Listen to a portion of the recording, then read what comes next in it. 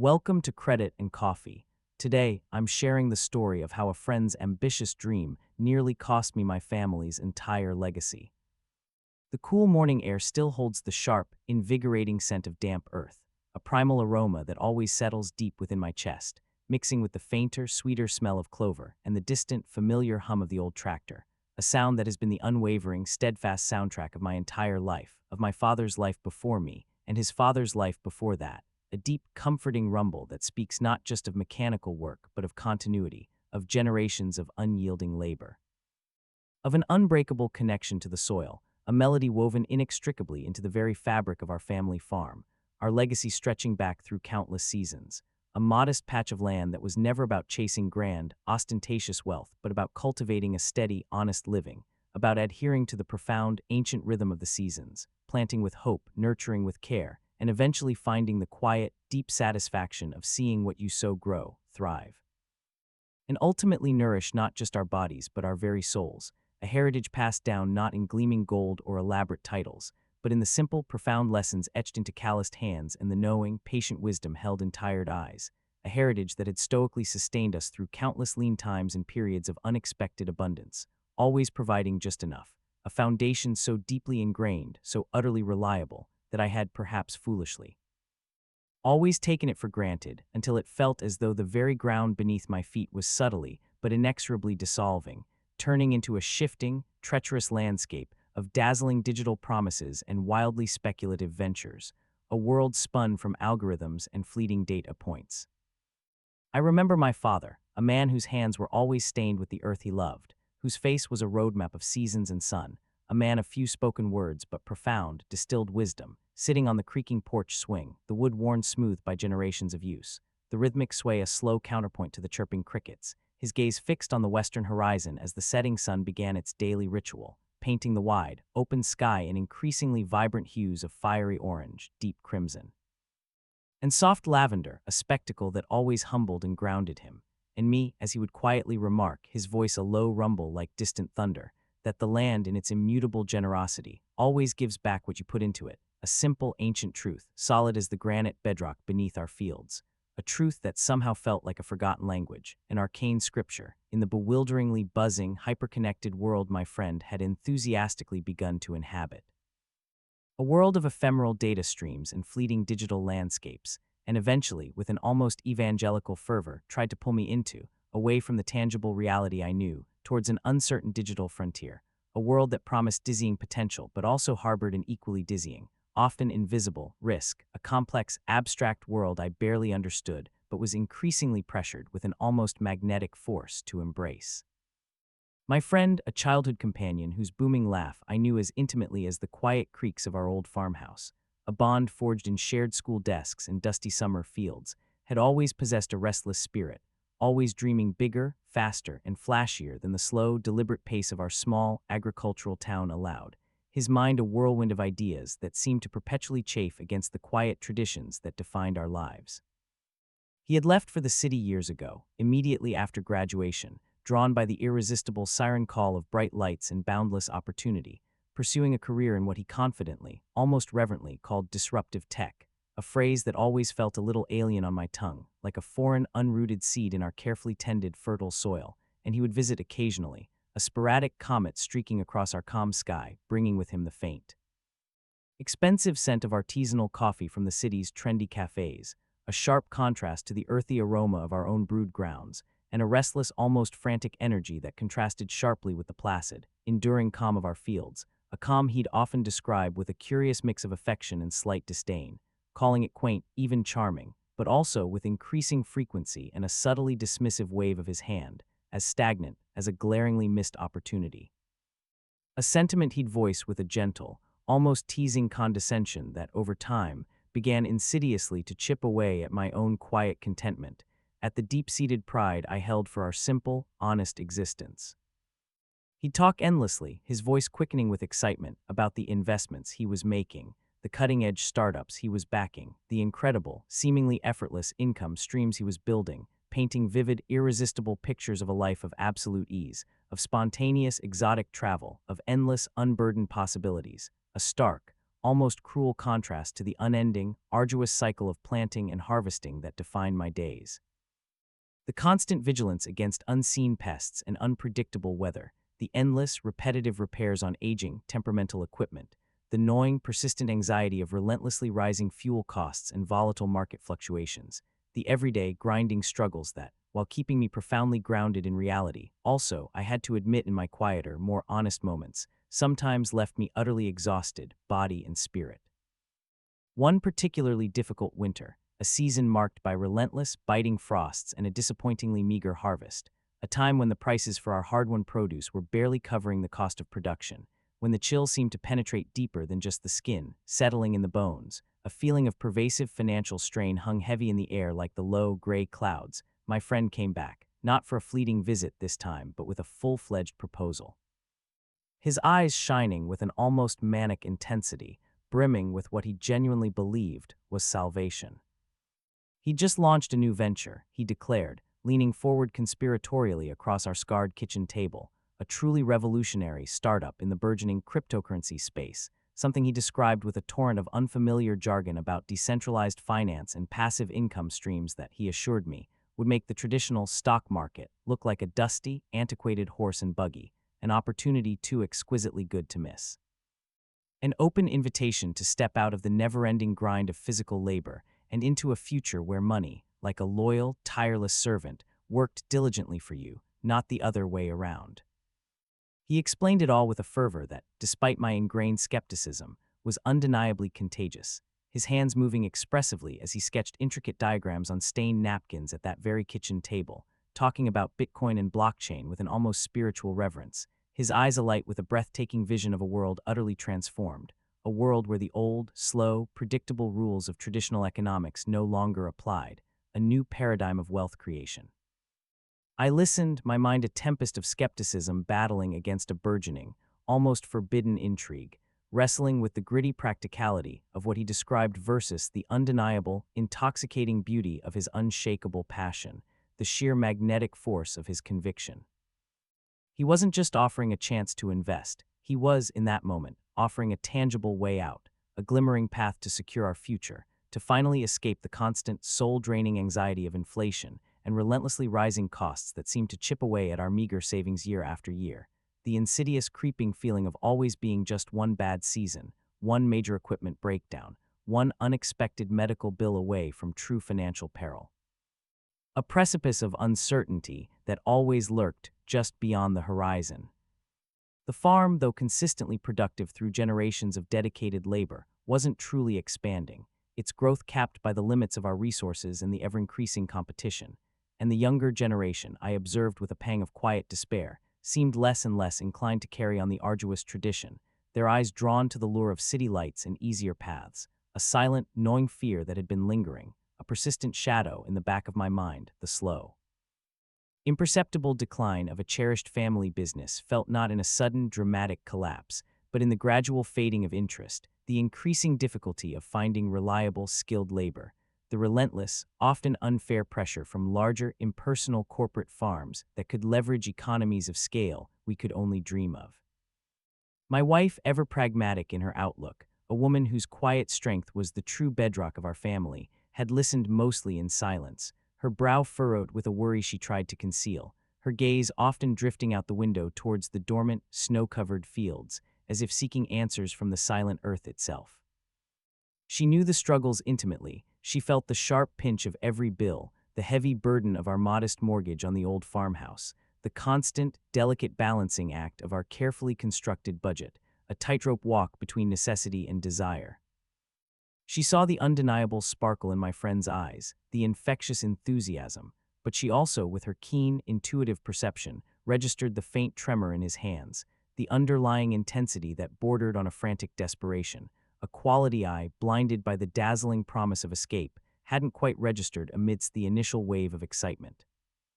He spoke with captivating eloquence of generating income that would far surpass anything the slow, demanding land could ever offer, of achieving a financial freedom that would allow us to not just protect the farm, but to modernize it, to finally keep it in the family without the backbreaking, ceaseless labor that had always been its demanding price.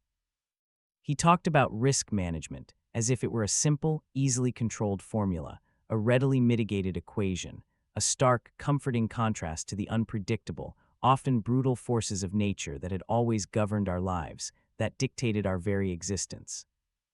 He showed me glossy charts and soaring projections, sleek, professional presentations on his gleaming tablet, promising incredible, almost unbelievable returns on even a modest initial investment, painting a future so bright it felt almost blinding. I started small, of course, with a cautious, almost hesitant sliver of the emergency fund we had painstakingly built, a sum I told myself, repeating it like a mantra, wouldn't be truly missed if things went south, a tentative dip of my toe into the glittering, vast digital ocean he was so enthusiastically, so confidently swimming in.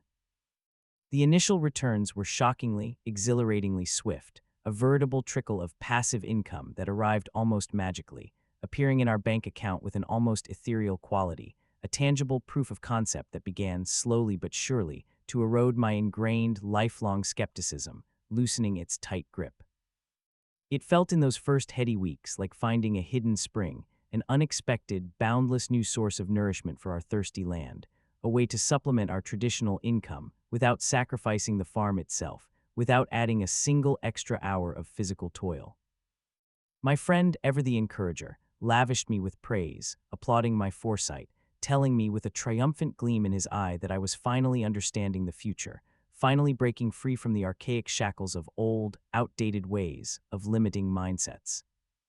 He'd talk excitedly about the substantial credit he was able to secure for the startup, the big, impressive names in tech who were supposedly backing them, the constant, buzzing chatter on the online forums he frequented, portraying a world on the cusp of a financial revolution.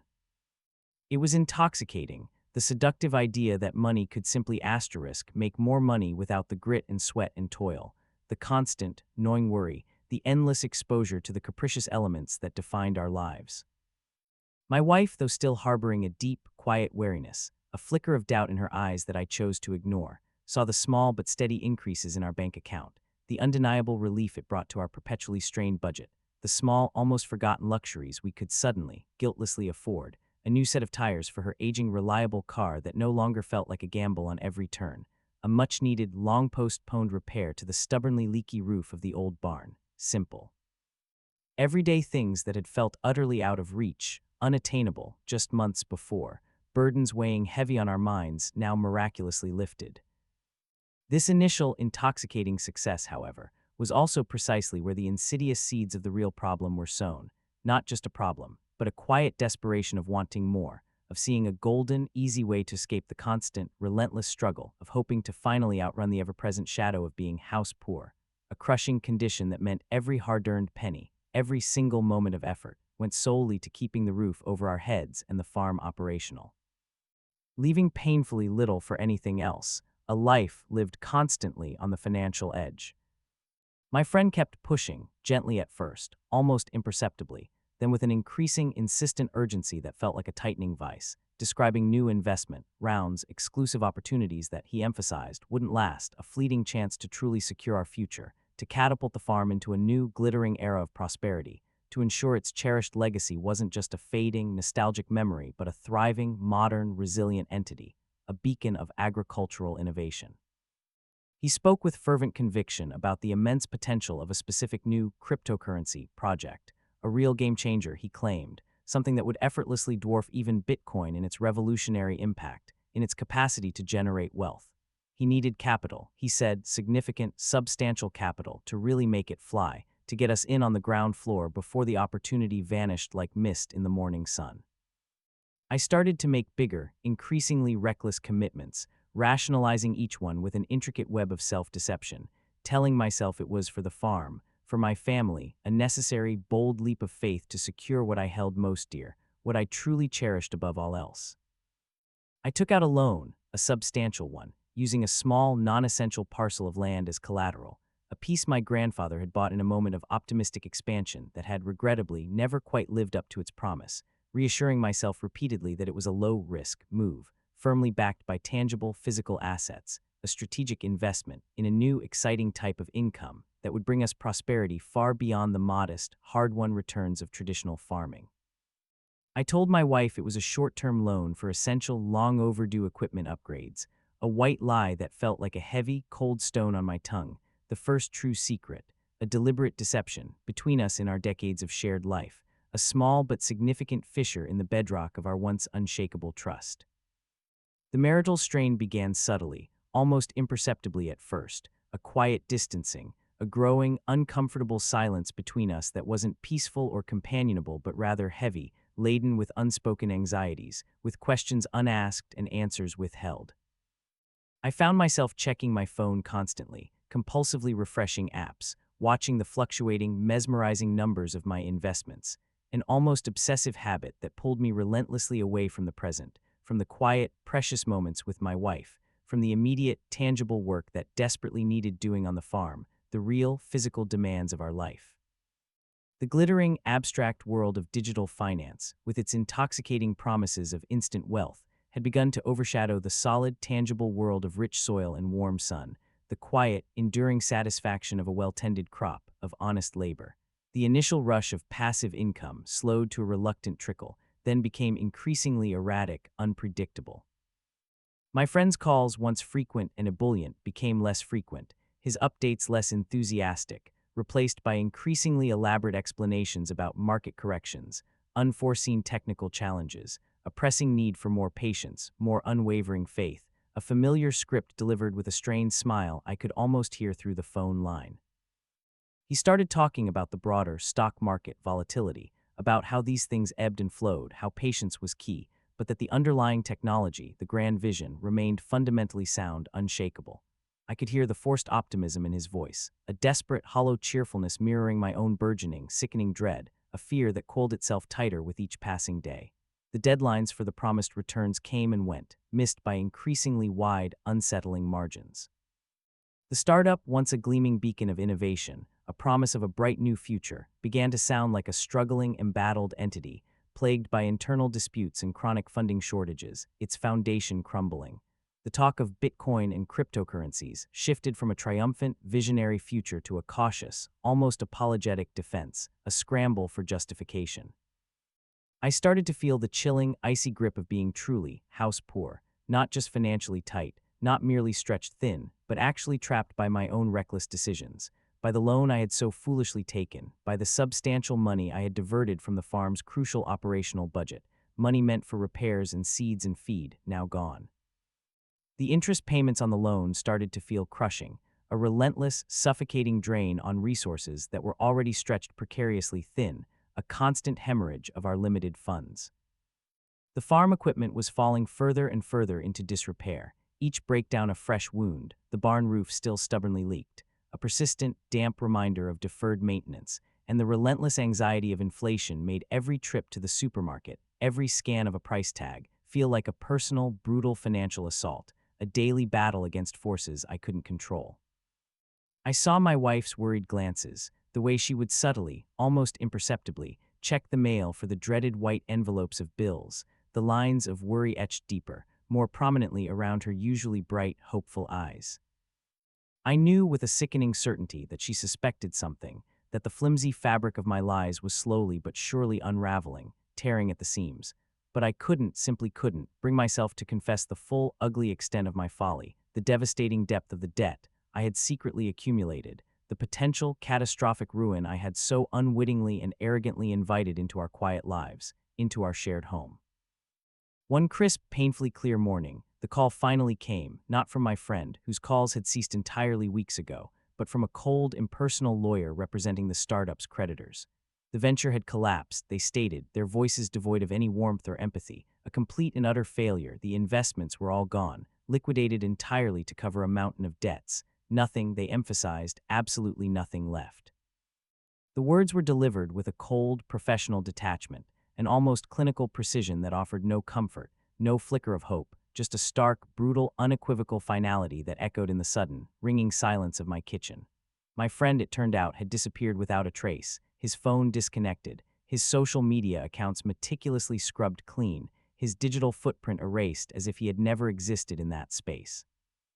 There was no malice, I truly believe that, no deliberate, calculated betrayal in the conventional, conniving sense, just a well-meaning dream that had, through a potent cocktail of ambition, self-deception, and the intoxicating promise of quick, effortless wealth, spiraled wildly out of control into reckless, unmitigated ambition, fueled by the relentless pressure of financial comparison, an ambition that had tragically blinded him, and through his charismatic, persuasive influence,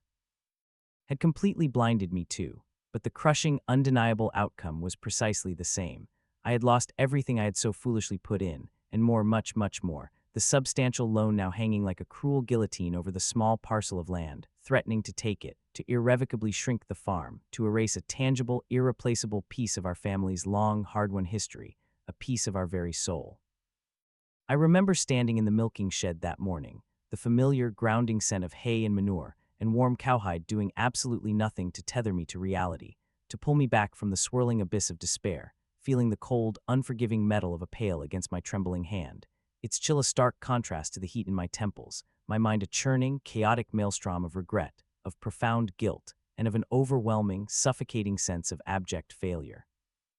A weight so heavy it felt physical. The gentle warmth of the cows, their rhythmic, contented chewing, their placid, knowing eyes, suddenly felt utterly alien, a peaceful, ordered world I no longer deserved to inhabit, to desecrate with my catastrophic errors. The sun rose, indifferent and majestic, painting the eastern sky in breathtaking hues of rose and gold, just as it always did, a cosmic, relentless reminder of the continuity I had almost irrevocably broken, utterly indifferent to my personal, internal catastrophe, its beauty almost unbearable in its detached splendor. That evening, with a knot of dread tightening in my stomach, I sat my wife down at the chipped enamel surface of the kitchen table, its cool, smooth surface a faint anchor beneath my clammy, trembling fingers, and I confessed everything: the secret debt, the risky investments, the devastating total loss, the whole sordid, shameful tale of my misplaced trust, my foolish ambition, my utterly misguided hope. Her face, usually so warm and open, so full of an abiding love, hardened into an expression I had rarely, if ever, seen, a complex, devastating mixture of shock, of deep, profound hurt, and a cutting, silent disappointment that pierced me more deeply than any shout or accusation. There were no raised voices, no dramatic arguments, no slamming doors, just a quiet, searing pain that hung palpably in the air between us, heavier, more suffocating than any impending storm cloud, a pain that was almost unbearable in its stillness. The silence that followed felt not like quiet, but like a violent earthquake, tearing apart the very foundations of our shared life, shaking the sturdy, ancient walls of our old farmhouse, threatening to bring it all crashing down. The chilling, insidious thought of divorce due to a financial crisis whispered like a phantom in the darkest corners of my mind, a terrifying, icy possibility I had never, not once, seriously considered before, a specter of complete desolation. She eventually spoke, her voice strained, barely a whisper, not about blame, not about recrimination, but about the brutal, inescapable future, about how we would somehow rebuild, about the hard, grinding, relentless work ahead, her words a lifeline thrown into my sea of despair. Her quiet, astonishing strength, her unwavering resolve in the face of my spectacular, self-inflicted failure, was both a profound comfort and a renewed, agonizing source of shame, a testament to her enduring character. We spent weeks in a fog of suffocating worry, poring over old, dusty ledgers, meticulously calculating what little we had left, a desperate, almost futile attempt to create a new, drastically reined-in budget from the wreckage of my foolishness. We realized, with a sickening certainty, the full, devastating extent of the damage. The farm, while not entirely gone, was crippled, its future hanging precariously by the thinnest of threads, its very existence threatened. The terrifying thought of bankruptcy was a constant, unwelcome companion, a dark, oppressive cloud hovering perpetually over our hushed discussions, a tangible, looming threat that grew larger and more menacing with each passing, agonizing day, a shadow over every waking moment. The initial rush of investments had felt like a golden, enchanted key, promising an easy, effortless passage to a better, more prosperous life. But it had, with a cruel twist of fate, turned out to be a cleverly disguised trap, almost entirely erasing the very legacy I had so misguidedly sought to protect, to elevate. The land was still here, of course, a silent, enduring witness to my folly, the field still waiting patiently for the spring planting, the old barn still standing, a stoic testament to generations of unyielding toil, but our ability to work it, to maintain it, to truly keep it alive, was severely compromised, severely diminished. We made the agonizing decision to sell off a small portion of our remaining acreage, not the core, most productive land, the heart of our farm, but another smaller, less fertile section my father had acquired decades ago in a moment of hopeful expansion that had, alas, never quite lived up to its promise. A difficult, emotionally draining decision that felt like tearing a piece of my own living flesh. A stark, painful reminder of the true, profound cost of my misjudgment, of my hubris. We tightened our belts until it felt as though we could barely breathe, cutting every imaginable expense, every last luxury, every tiny comfort, going back to basics in a fundamental, almost primal way I hadn't experienced since my own impoverished childhood, a return to absolute necessity. Every bill was scrutinized, every single purchase debated with a grim solemnity, every penny accounted for. The old pickup truck, a faithful, rumbling companion through countless seasons, was parked indefinitely, gathering dust, replaced by a beat-up bicycle for short, essential trips into town, its creaking spokes a stark reminder of our new reality. The supermarket menu became a meticulous study in frugal ingenuity, focused intently on what we grew ourselves, what we could preserve from our own bounty, what we could barter for, relying on our hands and the earth, not on distant markets. We started selling produce directly at the local farmers market again, something we hadn't done consistently in years, an arduous but necessary effort to maximize income and cut out expensive intermediaries, embracing a slower, more direct, more honest connection to our community, to the people who would directly benefit from our labor. The work was undeniably harder, the hours longer, stretching from pre-dawn until deep into the night, but there was a strange, almost meditative quality to it, a profound, grounding return to the fundamental truths that had defined our family for generations, a tangible, physical manifestation of our commitment to survival.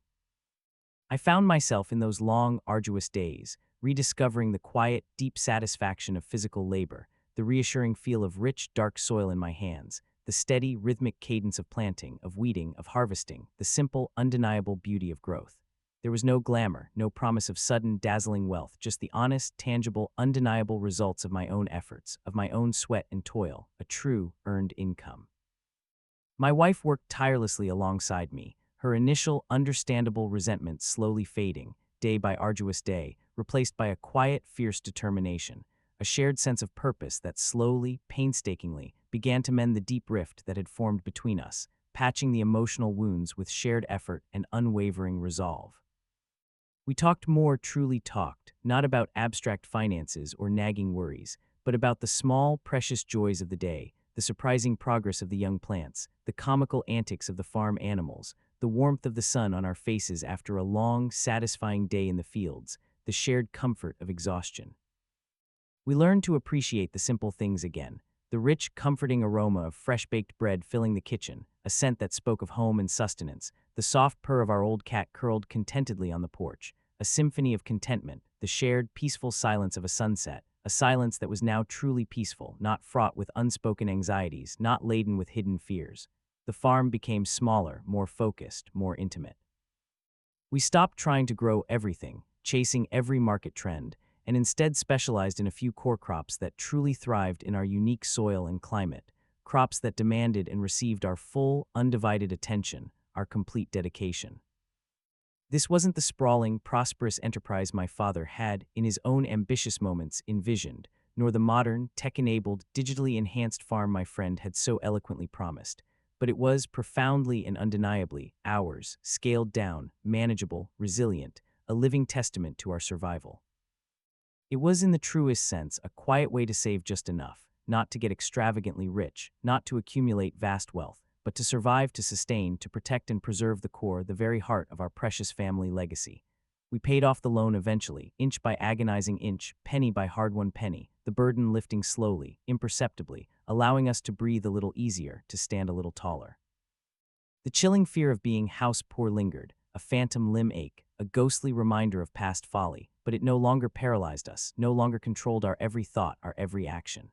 I still occasionally wonder about my friend, about where he went, about what truly became of his boundless dreams, but the sharp, bitter sting of regret has faded, replaced by a deeper, more profound understanding of what truly matters, of what truly holds value. The land, in its quiet, enduring wisdom, had taught me a profound, undeniable lesson, that true, lasting wealth isn't found in speculative investments or the dizzying, ephemeral promises of cryptocurrencies and instant riches, but in the tangible, in the solid earth beneath your feet, in the honest sweat on your brow, in the unwavering, unconditional support of family, in the quiet, steady rhythm of a life lived with tangible purpose and unshakable integrity. The old tractor still rumbles in the mornings, a comforting, familiar bass note. The scent of damp earth still fills the air with its ancient promise. And while the harvest may be smaller now, more modest, more humble, it is entirely, unequivocally ours, grown from honest labor, nurtured by renewed trust, and flavored with a hard-won, enduring contentment that surpasses any fleeting digital gain. My hands are still calloused, my back sometimes aches from the long hours, but my heart is lighter, more grounded, finally at peace with what we have, understanding with a clarity that only loss and recovery can bring, that sometimes just enough is, in fact, everything. What's one unexpected life lesson that completely shifted your perspective on money or success? Share your story in the comments below, and if this message resonated with you, please give this video a like, consider sharing it with someone who might need to hear it, and subscribe for more stories of life, learning, and quiet contentment. And as always, tell us, where in the world are you watching from today?